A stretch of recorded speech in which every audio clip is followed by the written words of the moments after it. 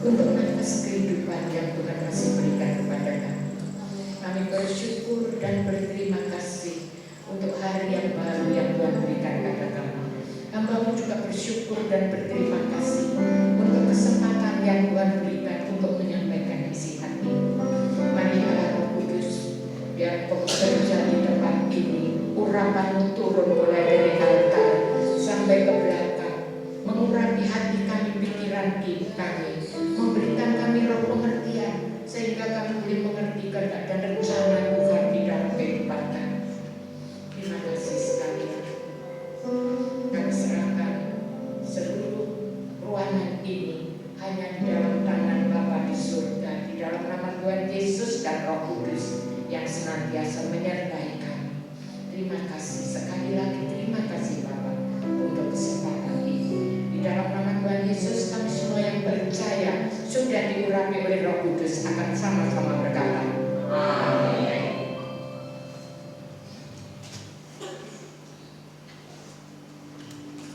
Bapak Ibu yang dikasihi Tuhan Yesus, Anda percaya masih ada? Gak ada yang bilang amin ya? Amin, saudara. Kalau saya pagi ini berdiri di sini untuk menyampaikan isi hati Tuhan, itu semata-mata karena anugerah. Itu semata-mata karena mujizat yang Tuhan nyatakan dalam hidup saya. Hari Jumat itu, saudara, saya itu tiba-tiba gigi saya itu sakit. Dulu memang gigi saya itu pernah nabrak, saudara ya, dan itu tidak copot tapi warnanya itu hitam. Saya sudah ke dokter gigi berapa kali. Dokter gigi itu bilang, tidak sakit tahu ini bunda, mau dicabut tak bunda? Oh gigi di depan kok mau dicabuti saudara ya? Saya bilang enggak. Hari Jumat itu saudara tahu, gigi saya itu sakit luar biasa. Saya itu sampai tidak konsen untuk menyiapkan firman. Saya ngomong sama Tuhan. Saya tidak ngomong, pertama kali saya tidak bicara sama Tuhan. Saya berusaha pakai kekuatan saya sendiri. Saya ngerti saya harus mengganti gigi saya dulu supaya tidak sakit. Nanti hari Senin saya akan ke dokter gigi. Itu pikiran saya, saudara. Tapi tiba-tiba hari Sabtu malam itu ada telepon seorang yang sungguh-sungguh membutuhkan pelayanan konseling, saudara. Dia bilang saya tidak ada waktu, adanya 8:30 pagi hari Senin. Saudara, saya bilang baiklah, aku bilang 8:30. Terus saya ingat lagi Selasa ada doa malam, Rabu ada pertemuan untuk melantik pemimpin DPD yang baru dari Sinode. Saya bingung, saudara. Saya minum obat tidak ada hasilnya. Saudara tahu, bukan gigi yang sakit, seluruh muka saya ini sakit, saudara. Dipegang itu sakit, dia pegang. Ini nyot-nyotan, rambut itu nyot-nyotan. Saya datang pada Tuhan dalam pujian penyembahan, saya nangis sama Tuhan. Saya ngomong, Tuhan, Engkau tahu keadaanku. Hari Minggu saya mesti bawakan firman untuk jemaat, melayani bersama Roh Kudus. Hari Senin ada konseling Tuhan. Hari Selasa ada doa malam. Hari Rabu ada pertemuan di Sinode. Tuhan Yesus, kalau bukan Engkau yang menolong, aku tidak bisa. Kalau bukan Engkau yang menyembuhkan, aku sudah berusaha. Ampuni aku Tuhan. Aku berusaha dengan kekuatanku sendiri. Tetapi aku percaya Engkau lebih besar dari segala yang ada di dunia. Saudara, saya nangis sama Tuhan dalam pujian penyembahan. Mungkin hari-hari ini Engkau punya masalah yang besar, tak bisa dipecahkan. Cuma satu, saudara, datang kepada Yesus dengan hati yang remuk, dengan hati yang tidak berdaya. Saya nangis waktu itu. Saya pujian penyembahan sampai lebih, saudara. Saya mikir kalau Tuhan yang tidak nolong, siapa yang nolong lagi? Pak Andri pasti tidak bisa nolong. Nah, saudara tahu ajaibnya. Tadi malam itu masih sakit, saudara. Tapi saya berumur terus sama Tuhan. Saya masih minum obat, saudara. Saya mengandalkan kekuatan sendiri.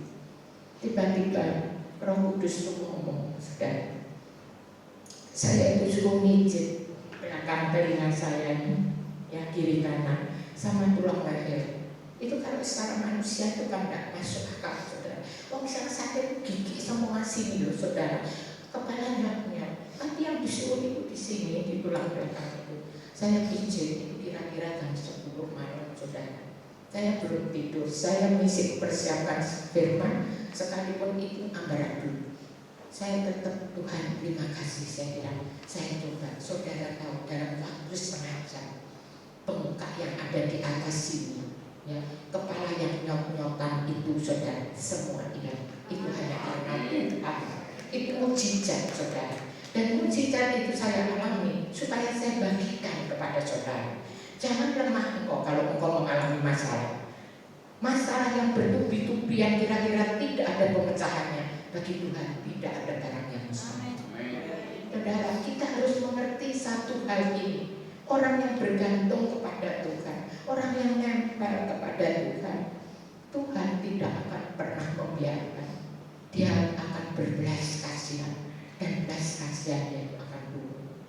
Hari ini saya akan membicarakan mengenai mujizat yang Tuhan buat di dalam Yohanes 6 mulai ayat yang 1. Yohanes 6 ayat yang pertama. Firman Tuhan bilang gimana? Bahwa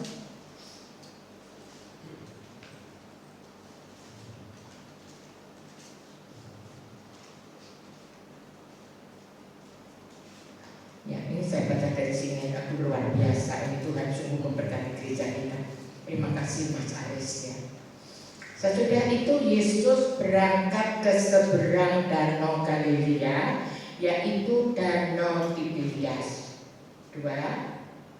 Orang banyak berbondong-bondong mengikuti dia karena mereka melihat mujizat-mujizat penyembuhan yang diadakannya terhadap orang-orang sakit.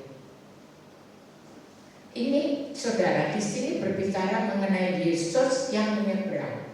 Ya, dia pergi ke satu tempat. Saya percaya saudara pasti sudah puluhan kali mendengar ini. Bahkan anak sekolah minggu pun sudah mendengar ya.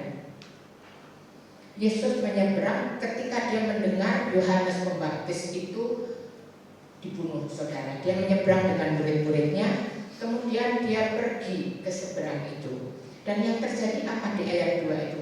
Orang banyak berbondong-bondong mengikuti dia karena mereka melihat mujizat-mujizat penyembuhan yang diadakannya terhadap orang sakit. Saya mau tanya loh sama kita semua yang di sini. Saudara itu ikut Yesus itu tujuannya itu apa sih? Apa saudara pengen dapat mujizat? Makanya orang kadang-kadang nggak ngerti, saudara ya, berbondong-bondong pergi. Saya punya seorang teman. Saya sudah cerita di doa malam. Ya, teman saya itu orang yang super aktif, seorang ibu loh saudara, tidak menikah, dia naik sepeda motor, dia pergi, dia tahu gereja mana, pembicaranya siapa, KKR di mana, ada apa dia tahu. Secara rohani, ibu itu kita melihat ibu itu orang yang luar biasa. Dia dengan bangga ngomong gini sama saya, aku itu punya KAJ, kartu anggota jemaat itu 5. Loh, saya ini heran saudara. Sampai saya itu guyonan, saya itu ngomong gini sama dia. Nah bu, nah itu pun nanti saya ngubur sopo lah, bingung, saya bilang gitu. Ah tenang aja, kalau tidak ada yang ngubur saya minta citandri ya. Tapi oh ini saudara, saya ini kan ya kita kan harus ada satu gereja tempat kita ditanam, tempat kita bertumbuh, dan ketika kita bertumbuh kita menjadi Kristen dewasa untuk melayani Tuhan. Itu tujuannya. Ini berbondong-bondong ikuti Yesus. Kenapa? Banyak kan orang yang berbondong-bondong ikuti Yesus. Seperti teman saya tadi, cuma lihat mujizat kesembuhan, cuma lihat apa? Ya pokoknya yang menghibur dia. Sekarang ini banyak orang yang bukan cari mujizat, saudara. Setelah pandemi ini, apa yang kita lihat setelah pandemi? Orang-orang itu pergi ke gereja, bahkan punya grup loh saudara. Saya diceritani seorang pendeta, teman saya, dia barusan cerita, jemaatku intek, katanya lu kok sampai ya apa pak? Nah iya, jemaatku lari sana lari sini, jadi gereja pindah-pindah. Terus ya apa? Ya wes tak biar bukan nanti kalau dia itu sampai hidup pada akhirnya kan tahu tepatnya di mana. Nah saudara, itu cari apa? Sekarang itu cari berkat saudara. Kita tuh ngomong gini, ibu tahu tak? Sudah masuk gereja itu loh, nggak tahu dapat telepon dari mana, keluar kencing gak balik bu. Itu ada berita di sana, ada bagian beras. Aku saudara saya itu sampai ngomong gitu.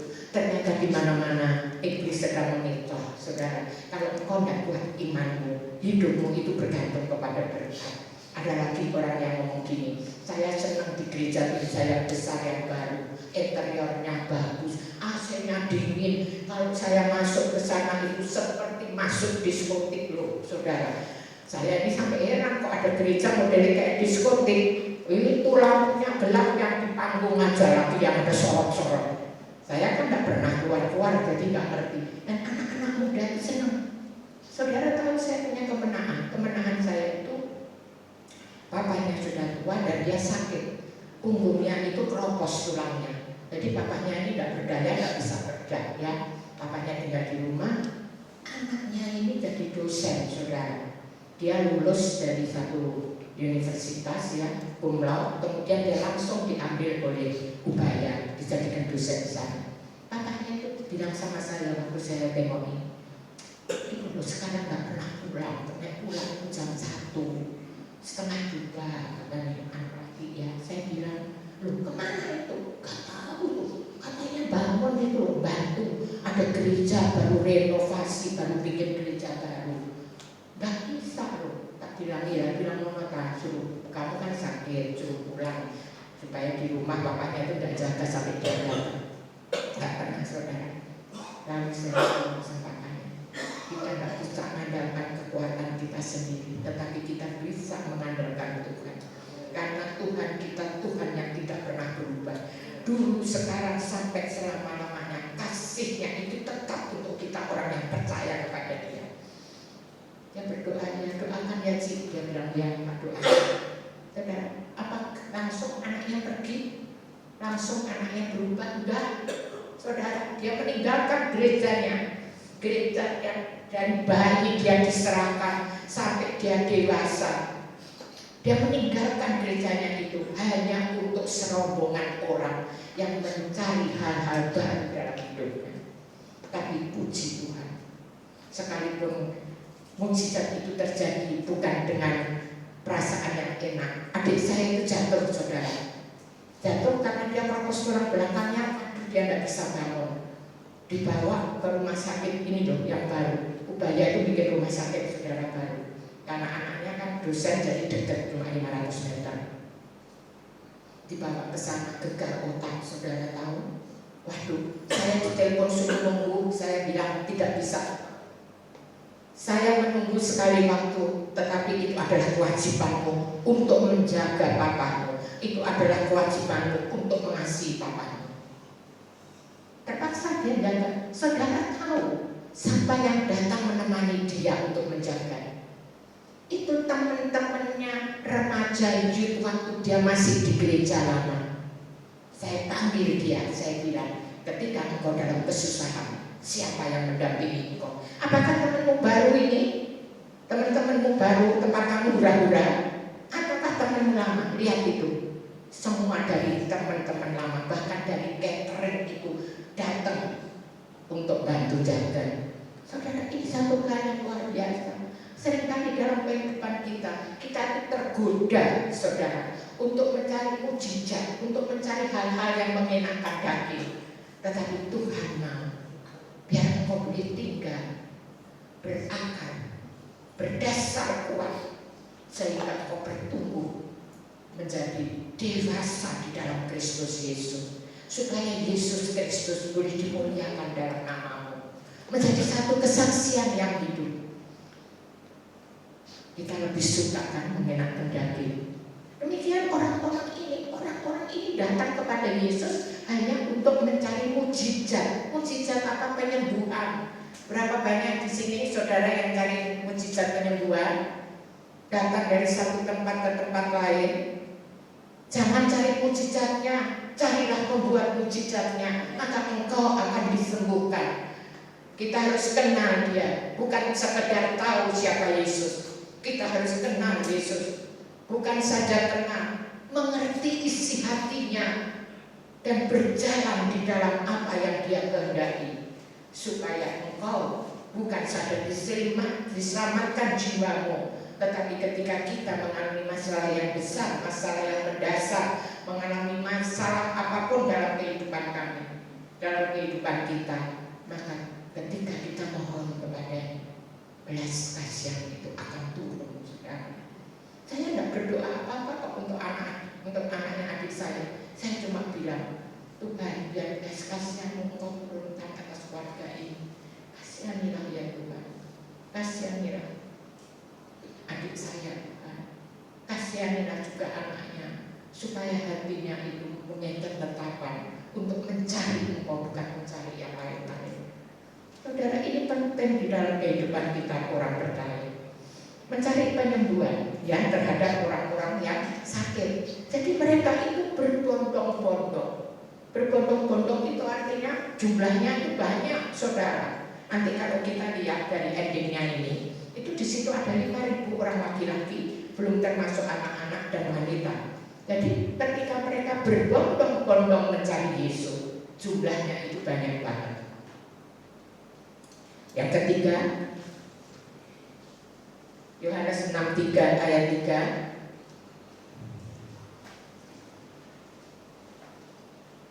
Dan Yesus naik ke atas gunung dan duduk di situ dengan murid-muridnya.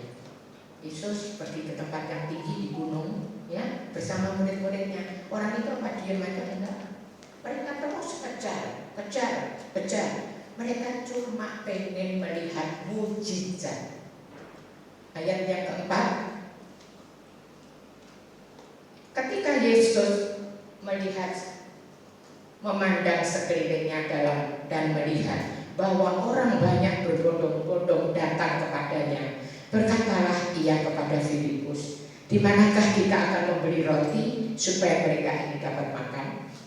Sebelum ini, saudara, kalau Anda lihat di kitab ini mengenai 5 roti dan 2 ikan itu ditulis di kitab Matius, Markus, Lukas, dan Yohanes. Kalau Anda lihat terlebih-lebih di kitab Markus, saudara, di situ kita bisa melihat ya, murid-muridnya itu datang kepada Yesus. Lihat orang banyak, dia bilang ini sekarang sudah mau malam loh. Suruh mereka itu pergi. Ya, suruh mereka pergi ke desa-desa, ke kampung-kampung untuk membeli makanan. Ya, murid-muridnya itu ambil jalan pintas, saudara. Dia nggak ngerti arti hatinya Tuhan Yesus. Dan mereka ngambil wis pokoknya beres. Ya. Terus, tapi Tuhan Yesus ngomong itu di Markus berapa ya? Markus 10 mungkin ayatnya yang ke-36. Itu Tuhan Yesus itu ngomong gini, saudara. Adakah roti di antara orang-orang yang datang itu? Coba periksalah. Tadi Yesus itu mengambil jalan pintas. Dia bilang punya roti enggak? Kalau punya roti, coba masing-masing periksa. Kenapa? Ketika Yesus tanya sama Filipus itu ngomong, saudara, masa kita bisa membeli roti untuk makan? Duitnya cuma berapa? Ayat 6. Duitnya itu 200 dinar, saudara, cuma ya. Ini di sini ya. 200 dinar. Duitnya itu, nah Filipus kok tahu kalau duitnya 200 dinar? Nah dia tanya dong sama Yudas. Oh, Yudas itu bendahara. Pasti Yudas tahu. Yudas memberitahu Filipus, duitnya itu cuma 200 dinar. Cukup nggak kira-kira ngasih makan orang itu? Filipus pakai otaknya sendiri, saudara. Uangnya itu cuma 200 dinar. Kalau kita beli makanan sedikit aja itu pun nggak cukup duit segitu itu. Nggak bisa kita memberi makan mereka. Makanya lebih baik biar mereka itu pergi ke kampung-kampung, ke desa-desa beli makanan sendiri. Tapi Yesus bilang apa? Coba periksa, adalah yang banyak makanan. Filipus pakai pikirannya sendiri. Pikiran yang bukan sesuai dengan pikiran Yesus, pikiran itu akan menghalangi mujizat yang akan dikerjakan. Yesus mempunyai pikiran lain. Yesus ingin orang-orang yang datang mengikut dia, orang itu mengalami Yesus secara pribadi. Tetapi Filipus dengan penuh perhitungan dia bilang, mana cukup? Bukankah saudara sering seperti itu? Ketika engkau punya sedikit, padahal ini baru tengah bulan, hitung-hitung saudara, masa bisa cukup? Pakai kalkulator saudara, kan orang zaman sekarang pakai kalkulator ya, mana cukup? Kalau Filipus itu ada di zaman sekarang, mungkin dia ngomong gini, loh Tuhan, orang segini banyak, sekalipun uang kita itu cukup, bisakah cateringnya dia makanan? Ini sudah jam 5 loh, jam 7 nanti mereka makan. Ataukah mungkin dia punya pikiran gini, kalau toh itu diberikan roti, adakah toko roti yang bisa menyediakan roti segini banyak untuk mereka? Jangan pernah pakai pikiranmu sendiri, seperti saya sudah alami. Ketika saya mengandalkan minum obat itu tidak berhasil, saudara. Bahkan tambah cekot-cekot gak karu-karuan. Filipus punya pikiran yang seperti dan saya ketika mendapat firman ini, saya bilang betul.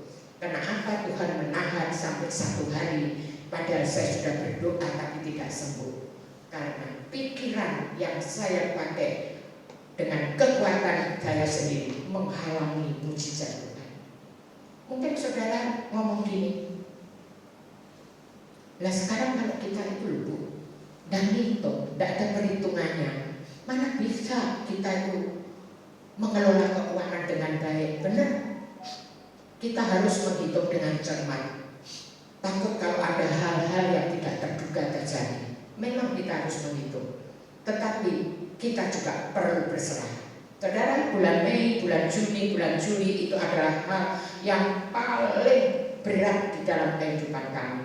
Kenapa demikian? Kita harus mempersiapkan saudara, ngisi SPT, bayar SPT, bayar PBB, belum untuk pegawai semua, belum untuk pajak kendaraan yang habis waktunya.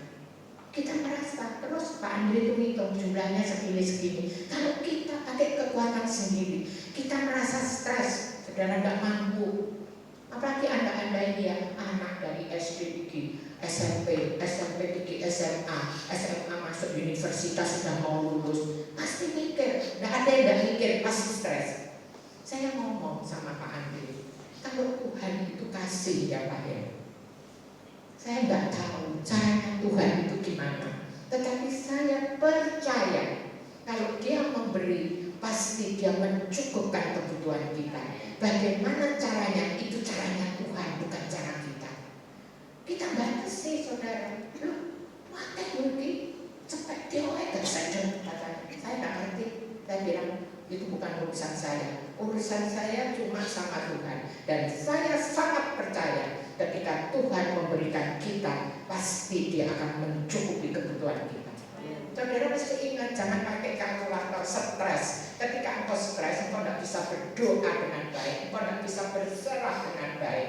Karena apa? Mengandalkan kekuatan sendiri. Tuhan paling tidak senang. Kalau di dalam kitab Yeremia ayat 17 ayat 5 dikatakan, terkutuklah orang yang mengandalkan manusia, mengandalkan kekuatannya sendiri. Tetapi ayat yang ke-7 dikatakan, diberkatilah orang yang mengandalkan Tuhan. Tadi berkat itu bukan dari kiri kanan, utang sana, utang sini. Mungkin hari ini Anda sedang di padang gurun, ya kerjaan macet, duit tidak ada, perlu duit banyak, saudara. Saya lihat loh, saya pergi ke bank, saya lihat dulu dari gedung dulu ini kok gak ada toko sing ada pegawainya. Katanya Pak Andri semua online. Oh bagus kalau gitu. Yang ada itu saudara yang ramai itu cuma apek. Nanti saya ngomong, ya Tuhan, kalau keadaan gini terus menerus, tapi hamba-Mu berdoa untuk jemaat Tuhan, biar tidak ada satupun mereka yang Engkau lewati, cukupkan kebutuhan mereka. Saya berdoa di mobil saudara, saya minta Tuhan itu mencukupkan, bukan memberikan kelimpahan. Kelimpahan itu urusan Tuhan dan saudara. Kalau engkau sungguh-sungguh melakukan firman Tuhan, belas kasihan Tuhan yang luar biasa akan turun. Itu tugas kita, saudara. Nah, Filipus pakai kalkulator, pakai perhitungan, bagus pakai kalkulator, tetapi itu menghalangi mujizat yang Tuhan akan buat untuk orang banyak. Tuhan ingin orang banyak yang berbondong-bondong datang itu, mereka akan bertemu dengan Yesus, mengalami Yesus secara pribadi. Maka Tuhan bilang kepada orang banyak itu, Tuhan bilang gini, adakah roti di antara mereka? Coba periksalah. Itu di kitab Markus, saudara ya. Tadi kalau belajar firman itu dilihat itu dari mana, Matius, Markus, Lukas, Yohanes dibaca semua ya. Nah terus habis itu saudara, ada seorang anak kecil. Coba kita lihat di dalam Yohanes 6 ya, Yohanes 6 ayat 5, ayat 6 coba 6, 7 ayat 8 ya, 6 ayat 8.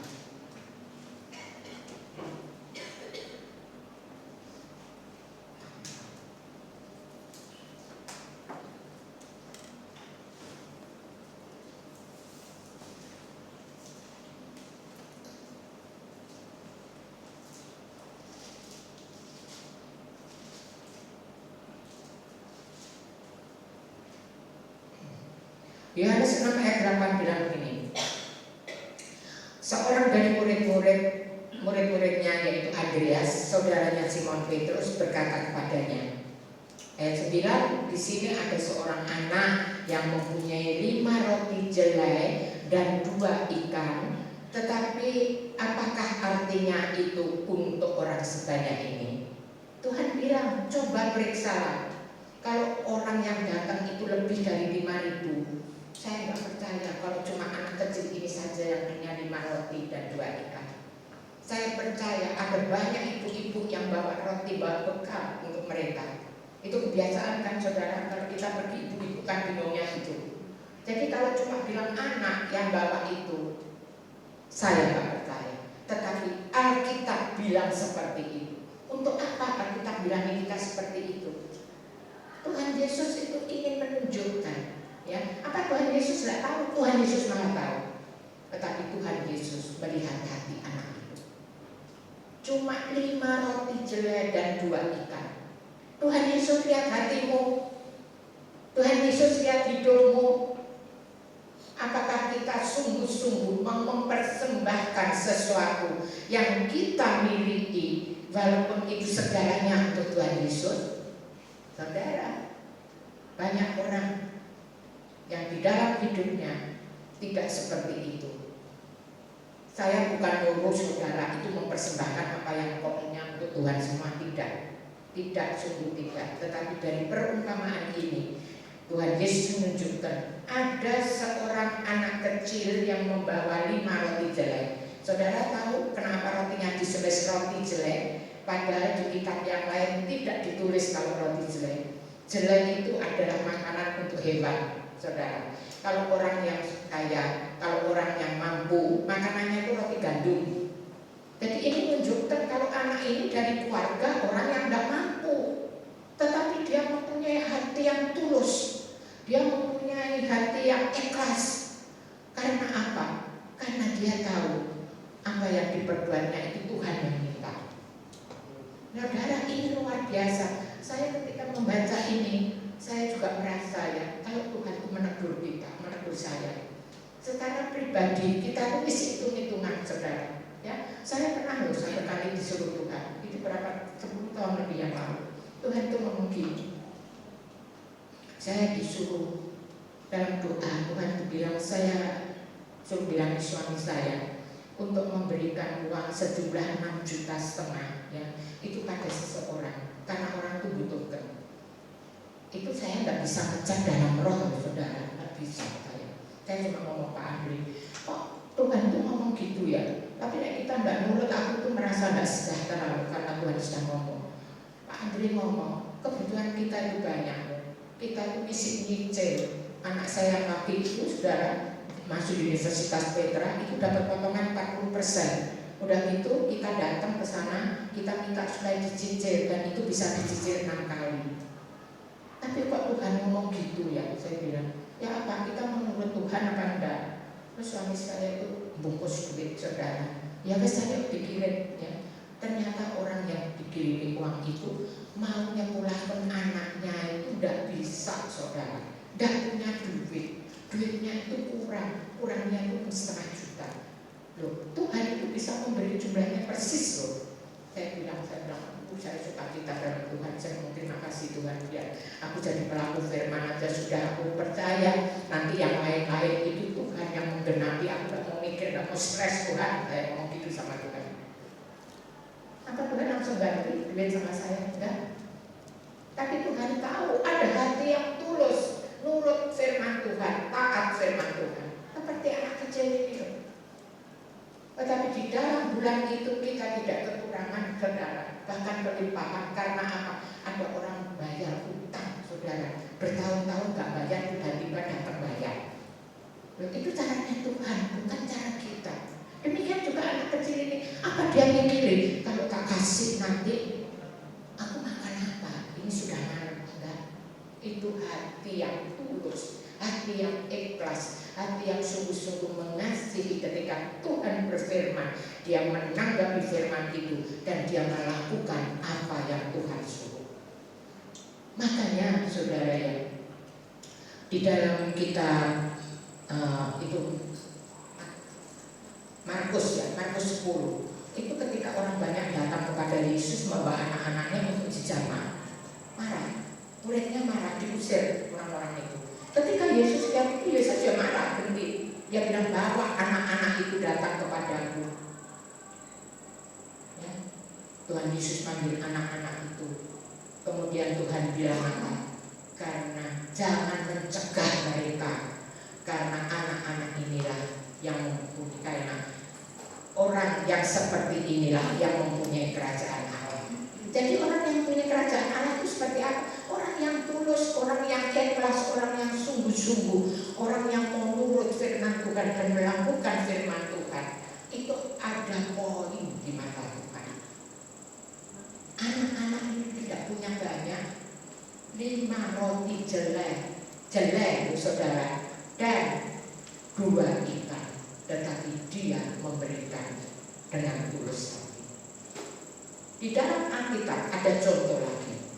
Coba kita lihat Markus 12 ayat 41 sampai Markus 12. Itu juga ada di kitab Lukas 21. Markus 12 ya.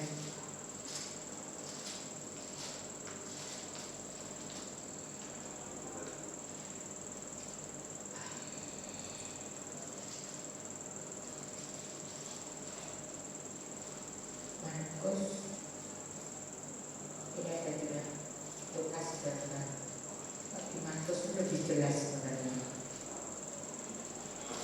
Itu mengenai seorang perempuan yang memberikan persembahan di rumah Tuhan itu. Saudara coba ya, Lukas 21.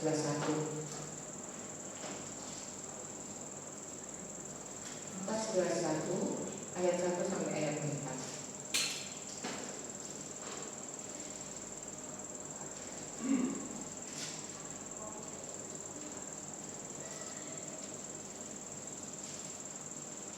Persembahan seorang janda miskin. Itu tadi Markus 12 ayat 41 sampai 44 ya. Yesus datang ke Betala ya. Dia duduk di depan peti persembahan. Ini kayak gini saudara ya. Dia duduk, Yesus di depan peti persembahan. Dia melihat orang kaya memberi banyak. Tuhan lihat loh. Jadi seberapa Anda memberi itu Tuhan lihat ya. Orang kaya memberi banyak. Kemudian ada seorang janda. Kok kamu itu janda? Orang Yahudi itu saudara ada beda pakaiannya antara seorang gadis, seorang janda, dan seorang ibu. Dia lihat seorang janda. Kenapa tahu kalau janda itu miskin? Janda itu cuma memberikan 2 peser, yaitu 1 duit. Cuma memberikan 2 peser, 1 duit, seperti persembahan. Tapi Tuhan panggil murid-muridnya.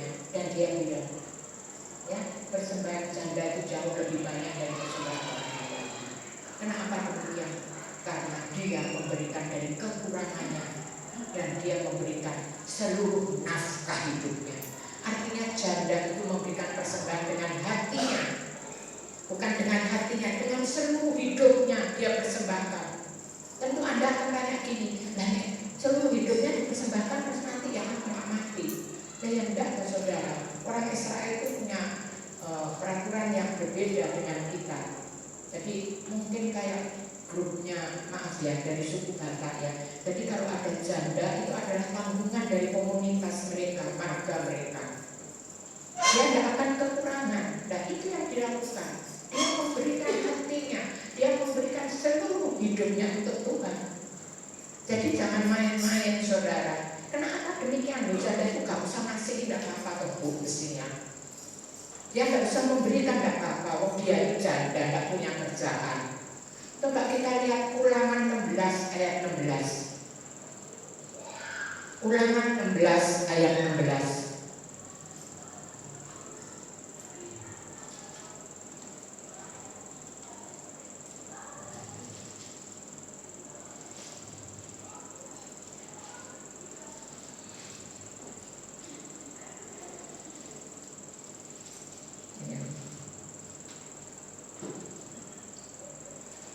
Tiga kali setahun setiap orang laki-laki di antaramu harus menghadap hadirat Tuhan Allahmu ke tempat yang akan dipilihnya, yakni pada hari raya roti tak beragi, pada hari raya 7 minggu, dan pada hari raya pondok daun. Janganlah ia menghadap hadirat Tuhan dengan tangan hampa. Jadi kalau menghadap Tuhan itu jangan dengan tangan hampa. Di sini dikatakan ayat 17, tetapi masing-masing dengan sekedar persembahan sesuai dengan berkat yang diberikan kepadamu oleh Tuhan Allah. Saya tidak minta loh ya, saudara terus harus mempersembahkan. Itu tergantung dari hatimu, tergantung dari bagaimana kau mempersembahkan hidupmu pada Tuhan. Tidak. Tetapi setiap apa yang kau perbuat untuk Tuhan, Tuhan itu melihat.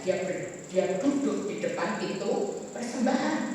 Dan tiap-tiap orang itu memberi menurut berkat yang diterima dari Tuhan. Ya, tidak ada berkat yang diberikan kepadamu jangan maumu, tetapi itu adalah berkat sesuai berkat yang engkau terima dari Tuhan. Banyak orang membawa persembahan, saudara ngutang-ngutang. Soalnya katanya kalau nggak berkat utang itu ngutangi Tuhan, nanti Tuhan balas 100 kali ganda, itu omong kosong. Harus dengan hati, harus dengan seluruh hidup kita mempersembahkan supaya Tuhan disenangkan. Jadi jangan pikir kalau kita itu sekedar ke gereja, saudara ya, ya cuma rutinitas saja, kita tidak ngerti apa-apa, kita tidak akan bertumbuh. Dan Tuhan pengen setiap kita itu ngerti. Janda miskin tuh, wong miskin kok diperhatikan Tuhan. Anak miskin tuh, wong miskin kok diperhatikan Tuhan. Karena apa? Mereka memberi dengan hati yang tulus, dengan hati yang ikhlas, dengan sukacita, dengan segenap hatinya, dan dengan segenap hidupnya. Makanya senantiasa dibilang itu, amplop itu kalau kosong pun tidak apa-apa, tetap dimasukkan. Kalau ada isinya dimasukkan, tidak ada isinya dimasukkan, tidak apa-apa. Kita tidak masalah kok saudara, karena kita percaya maka Tuhan menjelajah seluruh bumi. Dan Tuhan lihat kalau kamu belum diberkati, tapi kamu tetap masukkan amplop di sini. Ketika engkau sungguh-sungguh di dalam Tuhan, Tuhan akan memberkati engkau. Tuhan tahu kekuranganmu, Tuhan akan memberkati engkau. Terus kita akan lihat dari Yohanes 6 ayat berapa tadi? 9 ya. Yohanes 6 ayat 9. Yohanes 6 ayat 9.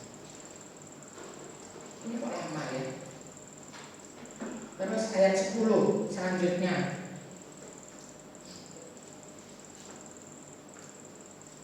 Kata Yesus, suruhlah orang-orang itu duduk. Adapun di tempat itu banyak rumput, maka duduklah orang-orang itu kira-kira 5.000 laki-laki banyaknya. Ayat 11. Lalu Yesus mengambil roti dan mengucap syukur dan membagi-bagikannya kepada mereka yang duduk di situ. Demikian juga dibuatnya dengan ikan-ikan itu sebanyak yang mereka kehendaki. 12. Dan setelah mereka kenyang, berkata kepada murid-muridnya, kumpulkanlah potongan-potongan yang lebih supaya tidak ada yang terbuang. Kemudian Yesus setelah roti itu diangkat oleh Tuhan Yesus dengan mengucap syukur kepada Bapa di surga. Sebelum itu mereka disuruh duduk berkelompok. Ada yang membuat kelompok 50, ada yang membuat kelompok 100. Kenapa mereka disuruh duduk berkelompok? Supaya setiap orang boleh menikmati kehadiran Tuhan. Dan Tuhan berharap mereka yang mengalami mujizat itu, bukan melihat tapi mengalami mujizat, mereka boleh percaya bahwa Yesus adalah Tuhan. Karena selama ini mereka menganggap Yesus itu adalah nabi, saudara, guru, seperti mereka menganggap Musa. Tetapi Tuhan Yesus ingin supaya setiap mereka boleh mengalami bahwa Yesus itu adalah Tuhan. Apakah roti yang 5 ketela roti jelai dan 2 ikan itu cukup? Lebih. Saudara selalu berdoa kalau mau makan, mengucap syukur sama Tuhan, atau enggak? Wes lapar, wes gak iso. Apalagi anak-anak muda itu biasanya ya, kalau sudah lapar sudah peduli saudara, wes ambil nasi yang banyak, ambil lauk langsung makan. Mengucap syukur dulu saudara, bilang terima kasih untuk berkat yang Tuhan berikan. Sedikit banyak kita mengucap syukur, berterima kasih. Ajar, didik anak kita. Saya itu dididik ibu saya saudara, bukan berdoa, tetapi berdoa itu sudah kepastian. Tetapi yang dididik, jangan pernah membuang nasi, jangan pernah membuang makanan sisa yang ada di piring. Itu dari kecil kami dididik seperti itu. Kita menghargai jerih payah orang yang menyediakan. Dan itu diterapkan. Saya juga bilang sama anak-anak saya, sama cucu-cucu saya, tidak boleh buang nasi, tidak boleh buang. Di piring harus kosong, karena kemudian di Afrika banyak orang kelaparan, di Indonesia di kolong-kolong jembatan banyak orang kelaparan. Mereka butuh makanan, tetapi engkau membuang-buang berkat dari Tuhan. Diajar dan dididik supaya menghargai jerih payah orang lain. Nah, masih lebih 12 bakul. Tuhan bilang apa? Kumpulkan. Banyak penafsir bilang 12 bakul itu dibagi nanti kepada murid-muridnya. Mereka kan dari 12 suku Israel, dan itu adalah satu perjanjian dari Tuhan bahwa Israel itu akan dipelihara oleh Tuhan sampai selama-lamanya. Mereka tidak akan pernah berkekurangan, tetapi mereka hidup berkelimpahan. Saya percaya kalau kita mau menyerahkan hidup, jangan pernah ya pakai kalkulator pikiran dalam hati saudara. Hitung-hitung saudara, tidak cukup benar. Jangan seperti Andreas saudara, dan percaya sama Tuhan. Ini loh, cuma ada 5 roti jelai dan 2 ikan. Mana bisa untuk orang segini banyak? Itu menghalangi mujizat yang akan Tuhan buat. Yang ketiga saudara, berlakulah seperti anak kecil ini tadi, yang dengan tulus hati, dengan ikhlas hati, dia sungguh-sungguh menyerahkan apa yang dia punya. Tanpa tanya, ini adalah ketaatan yang harus kita kerjakan, karena Tuhan melihat hati saudara. Tuhan melihat hati saudara dan saya, pikiran saudara dan saya. Ketika kita taat melakukan apa yang Tuhan mau dalam kehidupan kita, Tuhan akan memberkati, melipat gandakan, dan menjadi berkat bagi orang lain. Amin. Tuhan Yesus berkati kita semua. Mari saya ingatkan lagu BL, pemain musik.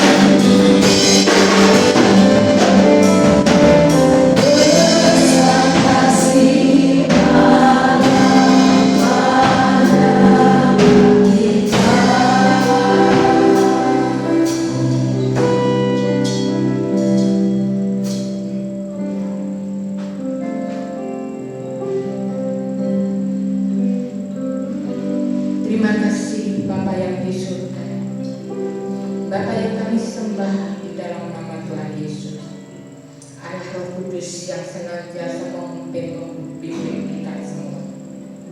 Kami bersyukur dan berterima kasih Engkau mengingatkan kepada kami. Kami tak usah cari mujizat lagi Tuhan, tetapi kami mau menyerahkan setiap rencana kami di dalam-Mu. Kami percaya Engkau yang akan berkarya, Engkau sendiri yang akan menyelesaikan setiap masalah dalam kehidupan kami. Kami bersyukur dan berterima kasih. Kami mempunyai mujizat yang terbesar di dalam kehidupan kami, yaitu keselamatan yang telah Engkau berikan kepada kami. Kami bersyukur untuk korban Kristus di atas kayu salib yang menyelamatkan kami, memikul dosa kami, sehingga kami diperdamaikan dengan Allah Bapa yang ada di surga. Itulah mujizat yang terbesar di dalam kehidupan kami. Oleh karena itu, biar syukur yang tak habis-habisnya terus mengalir dalam kehidupan kami. Berterima kasih untuk selama-lamanya, untuk apa yang Tuhan sudah berbuat bagi kami semua. Terima kasih Bapa di surga. Allah Roh Kudus, biar Engkau senantiasa mengingatkan kami akan apa yang telah Kristus Yesus lakukan bagi kami semua, sehingga kami tetap teguh iman kami, bertumbuh menjadi orang Kristen yang dewasa, menjadi orang Kristen yang sungguh-sungguh di dalam Kristus Yesus, untuk tujuan yaitu memuliakan Dia dalam segenap hidup kita masing-masing. Terima kasih. Terima kasih Bapa untuk kebenaran firman-Mu yang menegur kami, yang membuat kami mengerti sesungguhnya kehendak Bapa itu apa di dalam kehidupan kami, menjadikan kami orang-orang yang taat, orang-orang yang setia, orang-orang yang dengan hati melayani Engkau, orang-orang dengan segenap hidup memberikan hatinya untuk Engkau. Dan kami percaya ketika kami melakukan itu, maka Engkau yang di dalam kami akan menuntut seluruh perjalanan hidup kami. Kami tidak pernah sendiri, karena selalu ada Engkau. Kami tidak mau cari mujizat lagi Tuhan, tetapi kami mau mencari Engkau, karena Engkau adalah sumber mujizat. Ketika kami mencari Engkau dan bertemu dengan Engkau, Engkau boleh melakukan apa yang Engkau kehendaki di dalam kehidupan kami. Ajar kami untuk terus bersyukur, ajar kami untuk terus berterima kasih akan kasih karunia-Mu, akan kebaikan-Mu. Terima kasih Bapa yang ada di surga. Berkati jemaat Tuhan, Allah Roh Kudus, Engkau menerangkan firman ini di hati mereka, supaya mereka boleh makin hari makin bertumbuh dewasa di dalam Kristus Yesus, berakar kuat, berdasar kuat, untuk terus bertumbuh di dalam Kristus, karena kami tahu Engkau akan memakai kami menjadi alat yang indah di tangan-Mu. Terima kasih sekali lagi Bapa di surga. Sebentar kami akan melakukan perjamuan kudus. Tuhan memberkati setiap sakramen perjamuan kudus yang kami ambil, supaya kami boleh makan dan minum bersama Engkau untuk mengenang apa yang Tuhan sudah perbuat di dalam kehidupan kami. Sekali lagi terima kasih Bapa. Di dalam nama Tuhan Yesus kami yang sudah berdoa akan sama-sama berkata amin. Amin. Semua sudah dapat anggur dan roti. Yang belum baptis tidak boleh ambil, ya, hanya yang baptis dulu yang boleh. Ada yang belum dapat?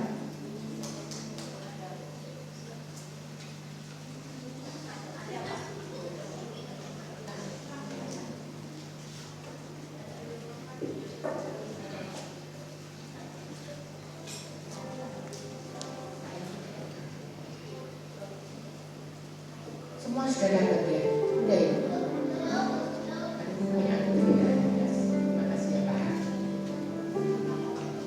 Belum? Bilang Pak dulu.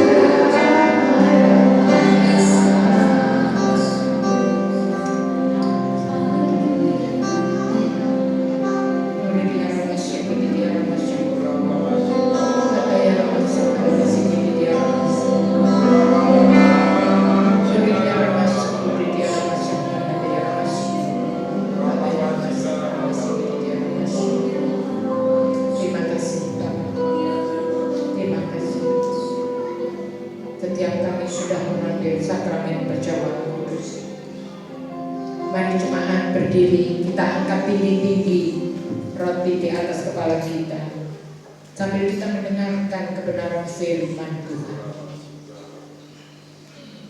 Saya akan bacakan dari 1 Korintus 11 ayat 23 sampai 26. Demikian bunyinya.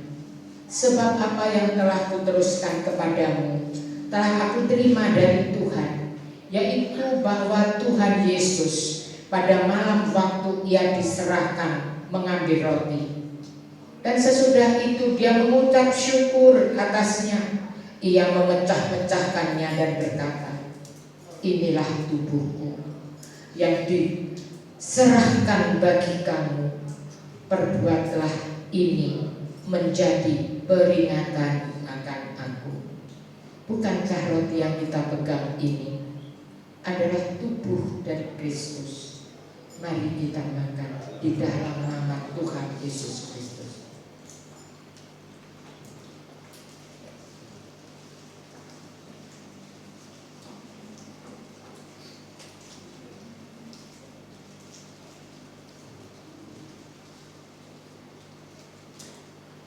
Angkat anggur tinggi-tinggi di atas kepala kita, kita dengarkan firman. Demikianlah juga ia mengambil cawan sesudah makan, lalu berkata, cawan ini adalah perjanjian baru yang dimeteraikan oleh darahku. Perbuatlah ini setiap kali kamu meminumnya menjadi peringatan akan aku. Sebab setiap kali kamu makan roti dan minum cawan ini, kamu memberitakan kematian Tuhan sampai ia datang. Mari, bukankah cawan yang kita angkat tinggi ini adalah darah Yesus? Mari kita minum di dalam nama Tuhan Yesus.